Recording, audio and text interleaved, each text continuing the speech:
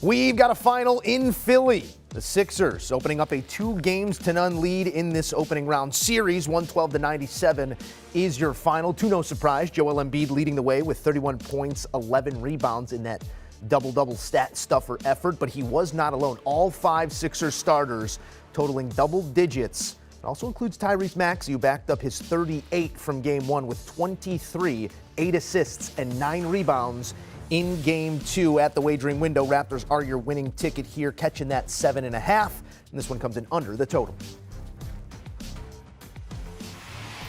In studio, breaking it down with NBA insider Bill Reiter, who's been here all week long. Bill, another game comes to pass here on Monday night, and it's the 76ers, really with a, I don't want to call it a no contest, but a comfortable win from start to finish in this one. Your initial reaction is what? You're right. They were absolutely dominating. So it's early, and we've talked a lot about the fact that Doc Rivers' teams have had some big leads in series in the past, haven't always closed those series, have obviously a few times, including in Boston. So they look like a championship caliber team. They're executing the way that they want to. Tyrese Maxey looks like a star. Harden's been fine, but they haven't needed to be amazing. And Embiid, even though he's not going to win the MVP, has looked like it. They just have to keep this focus, keep this effort, not take their foot off the gas, because we know in the NBA, momentum can shift quickly. But so far, very impressive beginning to their playoffs for the Sixers. And that is something that's looming. I'm sure it's not something they're talking about in the 76ers locker room, but Doc has been a part of some of the biggest heartbreaks with series leads in the past.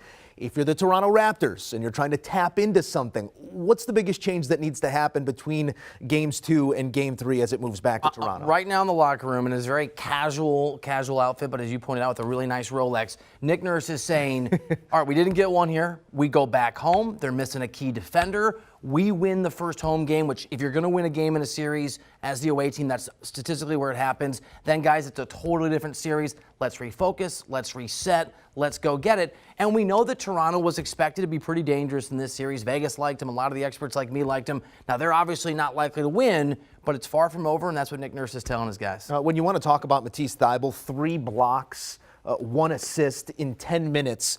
Obviously, he's defense first, but what do the Sixers lose as this does move north of the border without Thybulle? Yeah, his defensive energy and effort is incredible, and I think it certainly correlates to the fact this is a Raptors team that shot 43% from the field in this game, 34% from the three-point line. Toronto's pretty good normally offensively, and they need to score a lot more than 97 points, I think that's what it was, in order to be competitive against a Sixers team that has Joel Embiid. Tobias Harris looks good. They've got Harden. They've got Maxey. So you lose that defensive spark plug. And a guy that does all the dirty work, it's not a huge game changer for Philly, but it's an opening for Toronto to try to be a little more comfortable and get a little more offense. A celebration is in order, not a series celebration, but Doc Rivers recording his 100th playoff victory here on Monday night.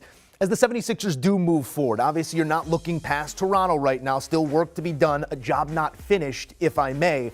But if they are looking forward and you're looking for signs of an actual Eastern Conference contender, what are they trying to accomplish here over the next couple games? If you're Philadelphia, it is let's stay focused on this. Let's get through this series quickly. And they've got, and I'm not disrespecting the Miami Heat, because almost every single series that opens in the Eastern Conference has a team that I think can win the whole thing.